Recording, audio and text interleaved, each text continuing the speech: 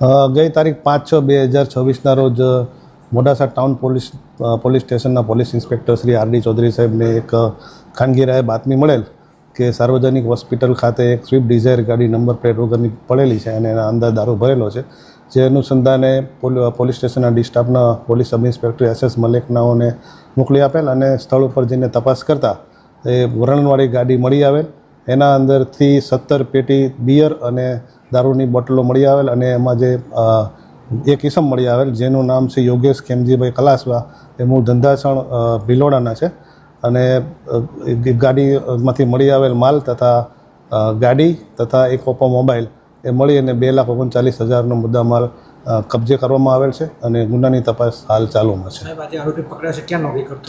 એ આરોપી જે પકડાયા છે એ સાર્વજનિક હોસ્પિટલમાં છે અને ક્લાસ 4ના વર્ગ 4ના કર્મચારી છે અને એમને અટક કરી લેવામાં આવેલા છે.